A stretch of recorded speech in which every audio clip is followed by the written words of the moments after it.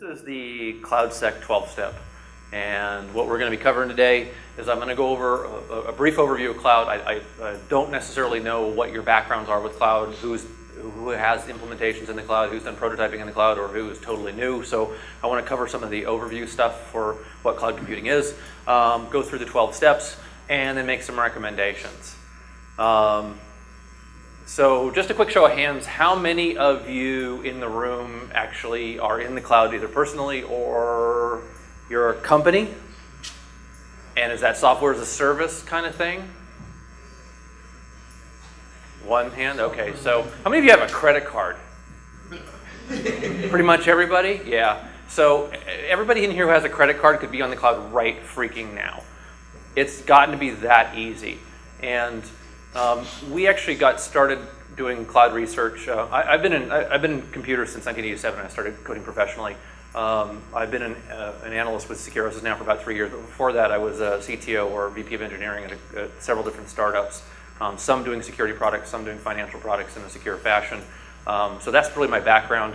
We were contacted by the Cloud Security Alliance about 2 years ago to write the cloud security training program. And so we've spent the better part of the last year going through different cloud models and figuring out how the heck to secure them, whether it be Amazon or Rackspace or GoGrid or what have you, and writing them training curriculum. So a lot of what you're going to see today comes from that practical experience. We also run portions of our business in the cloud. We have an Amazon account, and I use it solely for the purpose of going to Starbucks. I have a free tier AMI, a set of certificates, and when I go to Starbucks, I create an encrypted VPN up to Amazon, and I can run all my sessions that way and not worry about Firesheep or getting sniffed or getting hacked. What do you think my bill per month is? Because my 7 business partners and I use this Amazon account. You turn it off at night? No. $72. 58 cents per month. So, you know, when I came up with the...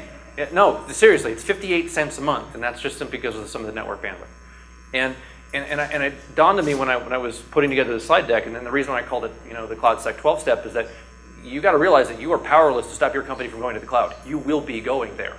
Just what type of cloud are you going to be using? You know, what is the model that you're going to be approaching it, and what portions of your services are going there? It's too plentiful, too elastic, too easy to use, and too cost effective. Even the government organizations I talk with are moving, and they've got tons of compliance regulations that they worry about, but they just use a different form of cloud to take care of those compliance regulations. I'll go more into that later. So what is the cloud? I mean, most of you are going to know it because you've heard about Salesforce or used Salesforce or whatnot. You might use Netflix. Obviously, that's another consumer example. But you know, basically what it is an abstraction of infrastructure. The very first cloud, as I know it, came into existence because Amazon realized that on any given day, they only needed 1% capacity, but for that Christmas week or month or whatever, they needed 100% capacity.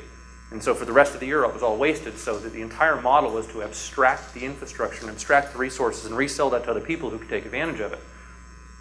And it needs to be dynamic and elastic. So I need to be able to sign up for it. If I need more resources, I can scale up. If I need less, I scale back down. It should be able to do that automatically for me.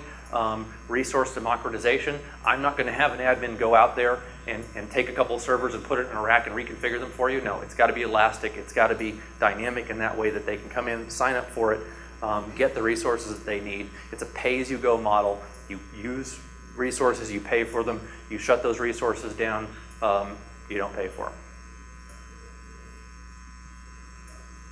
So this is the NIST model for cloud computing. And I'm not sure how good the contrast here is. There's really 2 things I really want to point out. So I've kind of just covered the top piece about what the cloud is. The 2 pieces I want you to pay attention here are the service models and the deployment models. So the service models, software as a service. You're literally buying an application that sits out there. You do very little except put your data in it and manage a couple configuration settings for how you're going to use it, accounts and so forth. You're familiar with it, but today, most of you, if you're here at OWASP, you're not particularly interested in that. It's the other 2 models that I think you're going to be most interested in long term. So infrastructure as a service, basically you are buying infrastructure, you are assembling infrastructure just like you would in your own data center, except it's out in the cloud. And then platform as a service, and I'll go into a little bit greater detail of what that is. You get some additional infrastructure and applications given to you, pre-packaged, all ready to go. You use their API, you use their messaging queues and so forth, but you are buying a platform. So in that type of model, you're really sharing the responsibilities of administration and orchestration with a provider from varying degrees. So if you're software as a service, you're touching almost none of the administrative responsibilities. Infrastructure as a service on the other end, most of them. How many people in here work for large enterprise? Oh, almost half the room. Okay, so most likely you're going to be doing private. Right now, almost exclusively the enterprises I talk to are either in a hybrid mode or in a private mode. And what that basically means is that they're either contracting with a major hosting provider, cloud hosting provider, to do a private cloud on private infrastructure, or they're doing a private cloud on public infrastructure, but it's purely segmented off through the software and the management plane within that hosting provider, so that nobody else can touch it with except your own internal infrastructure. And that's where we get into the hybrid model, where you have your traditional IT, and it just uses some resources in the cloud to do testing, business analytics, maybe some quick search stuff, scale it up, use the infrastructure, and then shut it back down. And then what we see most often in government is community. So the IRS and the Social Security Administration and some other government agency will share a private cloud infrastructure, but since their regulatory requirements are very the same as far as data privacy, they can share that no problem. They don't worry about the multi-tenancy issues that are common within public cloud infrastructure. So, what it's not. And I know there have been a couple high-profile people in security who have said, cloud computing really is just nothing more than mainframe for the 21st century. That's bullshit. Not true. It's not. It's not cloud in a box. I know Oracle's trying to sell you cloud in a box, but it's not cloud in a box. There are a couple reasons for that. Scalability, self-service models, elasticity. Those are many of them. The other reason is this. This is part of the cloud. What we're going to be talking about here today is the service side of the cloud, meaning the server infrastructures that support the applications, because I'm assuming that's what you're most interested in. But this is the other half of it, and that's not a mainframe in a box. And it's not virtualization either. Now, every single cloud provider out there uses a virtualization technology. And in fact, the measurement unit that all of the cloud provider uses is a machine unit, much like this, the virtual machine image. So while all the cloud providers use it, the cloud itself is not a virtualized box. So this is a taxonomy. Chris Hoff did this a couple years ago. If you're interested in the taxonomy and what each individual software as a service, platform as a service, and infrastructure as a service really involves, please go find Chris Hoff's. It's called the Frogs Who Desired a King. It breaks down the taxonomy for cloud in a brilliant way and gives examples. Here I'm just going to kind of skim over it a little bit because I think there's some interesting examples. You're going to be hearing a lot about infrastructure as a service in this presentation. Examples include EC2, Amazon's EC2, Rackspace, and GoGrid. You assemble the infrastructures you need. You put machines, images, caching together, memory space, disk, what have you. Platform as a service, usually some application. Most common what you're going to see for platform as a service is things like database as a service, database.com.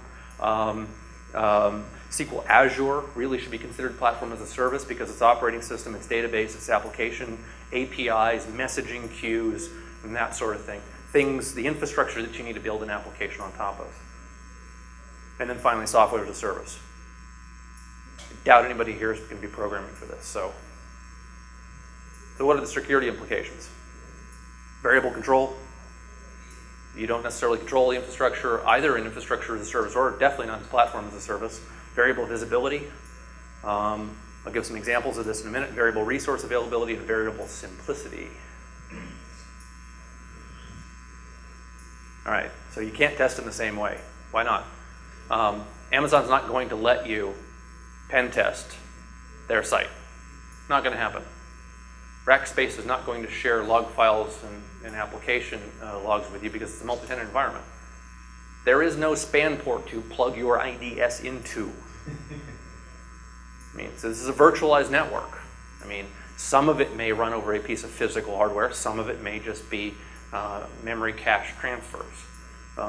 So you're really limited in what you can deploy. We've done security now for a long time with traditional IT, and we have specific models for how we deploy data collectors, how we deploy security solutions, and the cloud does change it. It doesn't change it radically, but everything across the cloud changes a little bit. And that's one of the problems with doing a cloud security course, is that I need to cover a little bit everywhere. And so I've got a lot of slides that I'm going to go as quickly as I can. Please save questions to the end unless it's like burning in your mind, and I'll try to take one or two, but I'm going to try to keep moving along here. So you will notice today that I'm going to focus on PaaS and IaaS. As I said, you're not programming SaaS environments most likely. I'm going to try to take a development-oriented view here as much as I possibly can. Most of these examples I'm going to give you are in Amazon EC2. It's not because that's the preferred method. In fact, I will encourage all of you to go out to Rackspace, look at OpenStack, look at the OpenStack movement. A lot of you might prefer that to develop open applications. It's just that EC2 was a little more accessible for me because I already had an account, so it was easier to get screenshots. It's cheap, and it was just faster for me to put the slide deck together. And I'll probably concentrate on public and hybrid deployments, certainly within the encryption and key management stuff. So the program itself, I'm going to start out with application security. All of the aspects of application security across the Nest LLC, there will be minor tweaks and changes across the board. So architecture. There are things you're going to want to lever in any application you put into the cloud. It's a native service-oriented architecture. You want to be able to take advantage of that because you want the application to scale up or down and take advantage of the resources you have available. But if you are Netflix and you are dispersing your application across multiple geographic zones, you've got to have something that's going to allow for federated identity. Within your own service infrastructure, you're going to be communicating with certificates. So one database server talking to a different application is going to validate itself through certificates and other cryptographic means. And your threat and risk analysis is going to change because in infrastructure as a service, you still have a partner, the provider. They will be providing some services to you, and platform as a service, once again, they will have a big piece of the puzzle. They will manage that infrastructure. You will be managing the application and everything outside of that. So to kind of hammer that point home, in your traditional IT infrastructure, everything's in-house. You own everything. You shield what you need to shield, and you push out to the public what you need to push out, or with your internal organization. With infrastructure as a service, not quite the same. Your architecture and design is still in-house. Deployment can still be in-house. Testing, maybe, maybe not. I'll get more into that in the testing session, and the production environment is fully externalized to the cloud. Platform as a service, a lot of that infrastructure is going to be owned and managed by the provider, right down to the APIs. So these trust boundaries differ, and how you're going to secure your provider or get your provider to validate that they're giving you security, you've got to work that out with them. Every provider is different. So I had a couple slides on threat modeling. I realize I don't have time to go through them all, but you will be threat modeling your cloud deployment about how the applications are deployed, which components communicate with other components, how you're going to threat model the provider hack, and these have happened. Cloud deployments have been hacked, or they have had failures within load balancing or other sorts of tools that are supposed to segregate and keep users in a multi-tenant environment separate, and they work until they don't, which means occasionally they fail. So design for threats. Any application that you're going to deploy in the cloud, you need to reconsider who owns what and how it's going to be secured.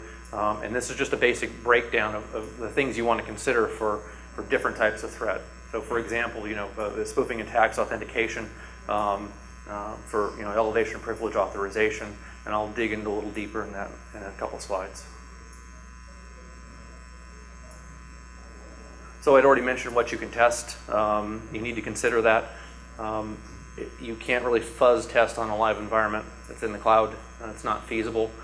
The beauty of that is, though, that you can leverage infrastructure as a service to actually give yourself a private cloud and do full testing and very closely mimic a production environment. But all of these things about multi-tenancy and about different threat models you need to take into account. So I think I've gone into much of that. So within the slide deck, I'll put this up. This is kind of a handy chart about how to approach some of the application architecture issues and where to put your resources. I know it's a little bit small and hard to read, but we'll make the slide deck available so you can check it out after the presentation. So identity and authorization. There will be a couple of very good presentations, undoubtedly, on identity and authorization for cloud services during the course of this week. Obviously, for identity, the things you're worried about is registering users, both internal and external. Propagation of those users, especially if you're using a cloud service that it goes across multiple cloud boundaries. For example, Rackspace or an Amazon is going to have different deployment zones. One in the east, one in the west, one in Europe. And if you want identity to spawn across those different regional boundaries, you have to do it. That's up to you.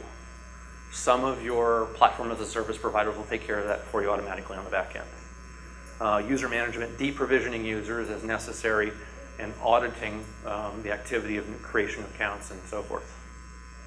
Access, this is all pretty traditional stuff, right? You've seen this before, but how are you going to go about it within the cloud environment? Are you going to deploy an LDAP server? Maybe, maybe not. What we're seeing is that the vendors provide pretty good infrastructure for most basic cloud deployments. If you're fully in a private cloud, you can deploy traditional LDAP services, Active Directory, what have you. If you're in a hybrid model, meaning you're in traditional IT infrastructure, communicates through a VPN tunnel up to the cloud, you can still take advantage of what you have today and have those cloud services link in with the traditional existing IT infrastructure. That's important because that keeps your costs down too. Single sign-on. This is really where a lot of the application developers I'm speaking with are moving, and they're using things like SAML. And really SAML is there to make sure that you can federate identity and single sign-on across a number of different environments. And so most of the applications I'm seeing nowadays built for either web applications or cloud service applications are being built with SAML in mind. And I'm not going to go into a great detail here on SAML. I'm assuming that if you're a programmer, you know about SAML already. Same thing with OAuth. Once again, the ability to avoid having credential propagation all over the place. OAuth allows us to make an assertion and have that assertion be validated through key exchanges as opposed to sending a username and password. How many of you are here are aware that when you sign up for an Amazon or Rackspace account, you get a certificate? Okay, you don't get username and password. That's important. You'll see why in a couple slides here. So once again, options. SAML is the emerging standard right now. OAuth, definitely widely used. OpenID, not recommended. Not really particularly secure. It's just for ease of use. Giving people web app access, not really secure, but convenient. And then WS Federation for Windows stacks.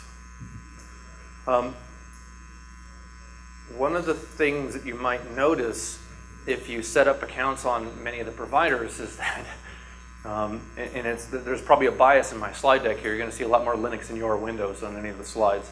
For whatever reason, when you start up a Windows account, it can take 25 or 30 minutes to spin up a Windows box in the cloud. I have no idea why that is. I can't figure it out. So almost all of the training that we've been providing has been on Linux-based systems because they come up in 2 or 3 minutes. And when we're running a class or you're trying to do demos or you're trying to spin up stuff quickly, run a test and spin it back down, that's a big deal. So pure bias on my part, I guess, because I'm lazy and don't want to wait around. Code analysis. I really had trouble putting this number 4 in here. The reason I put it in here is that if you can't do image validation, if you can't validate the machine before you're going to deploy it, or you cannot do dynamic web application testing, really better be doing binary analysis or white box testing. If you have the options of validating the stack, and that's later in the slide presentation too, it's less required. I mean, obviously the cloud security guidance and most of the people who founded the Cloud Security Alliance recommend it, but use your best judgment. So testing. One of the things that I've been able to do is to actually use private clouds to test.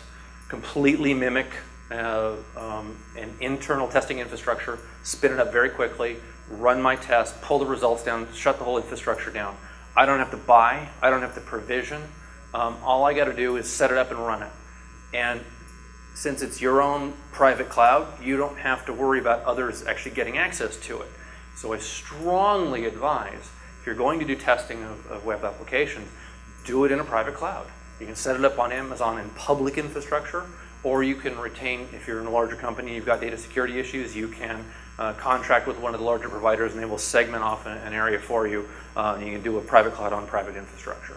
But it is very handy to be able to move good production quality data up into the cloud, test very quickly, and get it the heck back out of there. Fuzzing testing is also possible in this type. You can do full-on dynamic testing because you're not actually testing from outside into the cloud, but you're inside your own private area within the cloud. But you also want to make sure that anybody that you contract with get the service level agreements. What does your vendor allow you to do? Will they allow you to do a vulnerability assessment? Will they allow you to do a partial pen test? Will they give you the results of a pen test or do some of that for you? There's lots of leeway for what you can negotiate with the cloud provider, but you have to do the work because they don't want to do it. So, but most of them have provisions for you if you sign up for an account that they will give you some of that information. Find out what they do, find out what they can do, figure out what the delta is, and make plans to accommodate for your own cloud infrastructure.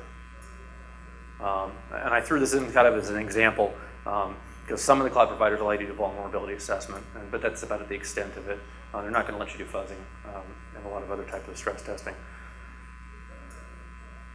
So app protection, and I've got a couple other slides in here for some of the audience members, but to start with, a lot of this is going to look like exactly what you do today. There might be a firewall. There's probably going to be a WAF. There are some new technologies out there that allow you to take another machine image embed within your own stack honeypotting. So it'll leave small traces of what looks like a vulnerability. If it gets attacked, you know you're under attack and you can take countermeasures, either through a WAF or through some other technology. Firewalls inherent to the cloud providers. So once again, service level agreement, find out what your vendor is going to filter. If you're on infrastructure as a service, most likely you're going to deal with this on security zone and IP filtering. I'll get into that more later. If you're on platform as a service, varies from provider. And I threw this in there for one of our audience members because this is what we have been seeing in most of the literature, right? Firewalls and SSL, firewalls and SSL. Not so. This is not going to protect you. So let's move into information security. This is a piece of guidance that we had created for the Cloud Security Alliance. It doesn't really work, but what it does do a good job of it is kind of dividing up all the different use cases for data. Where is it? How is it used? Where does it go? How does it get stored? And the reason why I actually put it in here is both to let you know that it doesn't work, but also it in almost every single step, encryption is the core value. So you're going to be using encryption a lot for data storage, for data migration, what have you. You might choose to encrypt at a number of different levels. One of the biggest threats that we ran across when creating the guidance or the training class was we realized that if you're taking a backup in the cloud, it is trivial. You log in, you make a snapshot, it's done in seconds. Creates a copy of your entire infrastructure or your entire database or just a volume, whatever you want. But it's also trivial to press another button and have that public. And then press another button and 30 seconds later it's moved to a different cloud.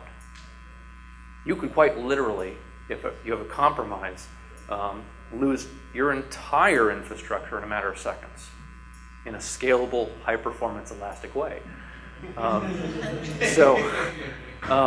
Encryption is your friend. The question is where you're going to do it. Obviously, you're going to do it if you're moving data up to the cloud. So there are SSL capabilities for every single cloud provider that's out there. How you enforce rights management, probably going to be through certificates.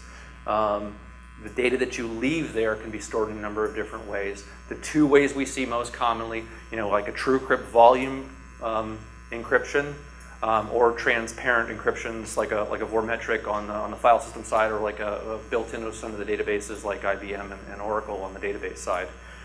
And then once again, like many things on the internet, incriminating photos and what have you, data lives in the cloud a really long time. It's redundant because if Amazon loses a server, they want to make sure you don't lose data, so there are multiple copies out there.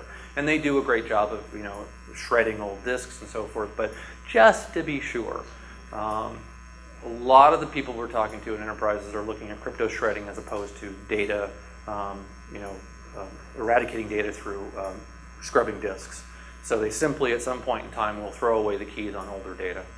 That's becoming the security model. So once again, where you can actually deploy application layer is probably the most secure. You're not worried about where the keys are going to be used or stored as much, and it's much easier to be able to control what gets encrypted with which key at a very granular level. It's also a pain in the ass to code. So what we see most often, as I said, transparent forms of encryption, either at the file system layer or at the database layer, and once again, simple volume encryption. And these are the types of things we normally will teach in a class because it's relatively easy to set up a volume encryption, test it out, and get it to work. Every single cloud provider I've been on so far, it works beautifully. So where to put the keys? This is a problem. So you'll notice that a lot of this presentation is making the assumption that you guys as developers are going to be out there prototyping applications with or without the support of your organization. So you're probably going to do things quick, fast, and easy. And we see a lot of developers put some code out, test it, and they leave the key on the volume. So it's right in the machine image, and they take a backup because they're putting code out there and they want to make sure that they've got a backup. Well, wherever that image goes, the key goes with it. So if somebody else starts up another image of what you've stored out there, they have the key and can get into the volume. So it may sound trivial, but it's actually a really common problem that the key gets stored right on the disk. So you want to look at some sort of a key management service. The infrastructure providers will actually have some key services for you that are built in. The platform as a service providers usually have APIs for this. You can use key servers, commercially available key servers. So most of the HSMs nowadays are setting up APIs so that you can continue to leverage through your own VPN your existing HSM services for key management, and just simply link them up to your cloud services. Once again, leveraging existing infrastructure. Or there are other companies that are producing pre-built AMIs so the machine image already has the key server set up. So you bring it up, you tell it which instances are valid, and it does all the key negotiation for you. And this is important because you might bring up 9 machine images, but only 4 of them are valid. So who is really supposed to be talking to the volume? Who is supposed to be getting keys? Not every single image that comes up is valid. So I think Trend Micro and there's at least like 1 or 2 other vendors out there that have that sort of thing that you can build the key management on as an independent service. And then of course there are other vendors who provide software key management you can install and use as normal, but you will need to cordon off that virtual machine image and then build in your own application logic that secures new images being brought up. So a couple encryption architectures to do a little bit of a review. You can move this stuff around. And how these pieces communicate with one another, purely defined by you. And this is the simple one that we normally teach. It's quite literally a private instance for the key server, public IP for the app server, and then somewhere on the back end on the private storage piece. So this would be app layer encryption. I put it up here because I figured some of you would be doing that. Monitoring. Where do I deploy the IPS? Where do I do database monitoring? How does the SIM fit in here? Yeah, there's no good answer, and it varies depending upon which provider you're going to, what's actually going to be available. So, what we see for monitoring technologies that go out, to secure infrastructure, to secure data, web application firewalls, very common. We're seeing a lot of database activity monitoring, file activity monitoring, especially for SharePoint that moves up into the cloud. Data loss prevention a little bit, usually at different junctions or nodes between. It will look for specific content that's coming through. Most of that's regex filtering, but can also do other types of hash comparisons and looking for sensitive data. Usually I'm seeing this now, people are pulling DLP on the data that moves up into the cloud so they can categorize it and figure out whether the sensitive information is, and then figure out how they're going to secure it once it gets up there. Not the best model, but at least they've got some sort of an idea of what they've moved into the cloud. And then and various other service monitors, monitoring database services, application services, deploying your own sensors for event collection. And what's different about the monitoring technologies in the cloud is that they're running on virtualized images. Most of the providers cannot take the stock product that they have and just move it to the cloud. Doesn't usually work very well because the data collectors need very specific things from the operating system. And so they've all had to port or change the data collectors that they install on the virtual machines. That's one of the big differences. Most of the early cloud monitoring technologies, they just literally threw all their stuff onto an AMI, put it out there for you to use, but you had to spend hours actually configuring the thing and getting it to work. Not such a good model. So we're finally starting to see the security vendors, port their data collectors, actually configure their images, and make these actually a little bit more cloud accessible. So here's a couple of examples, and once again, this is not an endorsement of any particular technology. This is just kind of, I want to make sure you guys are aware of what's out there and available. So with GoGrid right now, within the load balancers, they've actually deployed F5 as a web application firewall for you, and you could do some custom configuration on this, but it's been built into the infrastructure. You have a more traditional kind of a SaaS model where you are just doing a DNS redirect to be able to do WAF and DLP. So you can just bolt this on anywhere and then redirect the stuff back in your own private or public cloud.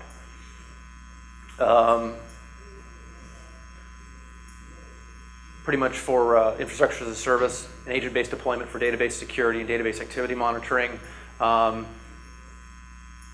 the last one down here, pre-built AMIs. Once again, you're basically shoving the monitoring piece into an AMI, configuring it to come up and monitor. You just need to basically tell it which applications and which instances you want monitored. So the third and final portion of the 12-step program, infrastructure. So this is actually, this is one that took me by surprise. It was 2 black hats back that one of the presentations actually showed how easy it was to put a rogue infected Amazon machine image out onto Amazon. Anybody can do it anytime. But the key was to getting somebody to use it. So when you go into Amazon or you go into Rackspace and there's public images out there, they're listed. They're listed in the order of popularity and use. So they were writing small scripts to raise the popularity of their rogue application up, and people would just grab them thinking they were safe. Not a good freaking idea, because you're basically launching pre-built malware, pre-built botnet within your infrastructure. It's really important that if you're going to take an AMI, that you find a good one, that you go directly to Red Hat or you go directly to the OS provider and get it. As I said, many of the security vendors now have prepackaged this stuff so you can get a clean AMI. If you can additionally get them to do some sort of white box, code analysis and verify what's actually in that thing, what some of the vulnerabilities might be, that would be an additional benefit. Not always possible. So hardening the stack is really one of the important pieces that you want to do. When you go out, you'll notice that you're going to have the AMIs that you've created, you've configured, you've tuned, and you've saved out here. Most of you, since you've never used this, you're going to come out here and grab a community AMI, and that's where the problem arises. So once again, you can contact almost every single vendor nowadays that's got an Amazon machine image or some sort of a Rackspace image. Deployment stack hardening. So One of the cool things about all of the infrastructure as a service providers and some of the platform service providers is you can automatically patch and pre-configure any single image that gets launched. They have, right on the launch screen, the place to tell it what to do. So you just give it a script. And it's that simple. Now I've got both of these enabled here, not one commented out, but I mean, you can either update or upgrade to a new version automatically prior to launch. Right there. And you know it happened because you can see the launch screen when it does. In fact, we put messages of the day in there to tell us if the thing actually succeeded or not, so we know if we got successfully patched, successfully updated, right there in the console. It's a very handy way to make sure that as your infrastructure moves forward and expands and contracts, it actually stays up to date as far as patching goes. In addition to that, you can do the same thing with configuration. So for this particular one, what we're doing is we're setting up a MySQL instance to be used on an encrypted drive. So we're just resetting where some of the MySQL infrastructure is. We're using it in the WordPress environment, so we're just moving it over to encrypted volume, changing some stuff around, and then relaunching it. So we can quite literally harden the installation right there at startup time. Very handy. Security zones, step 11 of the 12-step program. These are a really cool feature. Just think about this as your network layer. And security zones are basically a virtual definition of what can communicate in your virtual space. This is how you define certain areas where an application might reside or a database might reside or a cluster of applications may reside. And then what protocols and what users can go in and out of that. So security zones really define how data flows. It will tell you where you're going to be exposed, your data is going to be exposed, and where your applications will be exposed. So, for example, you can set up a security zone with a web server and with some other application services, define which ports come in and from what locations. You can define when to give public IP addresses and when not. So if you only want one server in here to be able to communicate with other servers in here, you don't give it access to any sort of DNS services or external lookup capabilities. Once again, you can define the ports. So remember, as I said earlier today, when I go to Starbucks, I create a VPN connection up into my Amazon AMI. And that's the only port that that machine image is allowed to do, and it's only going to take one certificate, mine. I can do this from anywhere, but nobody else can. So it's a very, very handy way of setting up the network security very quickly, just a couple lines from in the console of any one of those service providers. And here's might be a little bit clearer example of what I'm talking about. So in one of the examples that we give when we train for this, we set up WordPress, we set up MySQL, we only allow them to communicate over one port. And the database is inaccessible except for anything except for over port 22 from my local machine in my house. WordPress instance is publicly available, or maybe only available inside my company, what have you. But this is how I secure the basic network infrastructure. And so this gets rid of a lot of need for other types of security, and then I can really tailor whatever monitoring software that I've got to check for threats. And then finally, management plane. As I started the presentation out with, I mean, this is just one of the things that we found to be the biggest problem. The management plane is so freaking powerful that if it is compromised, you can do anything. I mean, all of the data can go. The entire infrastructure can be duplicated and then brought up somewhere else. It's quite stunning. So, kind of an example of the way that the management plane infrastructure for database.com, I just pulled this off because I thought I'd give a pretty clear idea of what they have available. All of these things are available and configurable right from the management console. And unless you set up the security zones and the availability and issue certificates to individual users to kind of segregate this, one person's got it all. That's usually the way that I see it. Unfortunately, that's the case. So in your planning of how you're going to deploy, it's not just a security zone issue, but you need to figure out how you're going to actually realize separation of duties. That goes for Google App Engine as well. That goes for Amazon. If you allow one admin user to have every single access right, or a couple of admins all on the same console, you're setting yourself up for failure. You don't want to put production data out there if you haven't done the proper separation of duties on the management plane.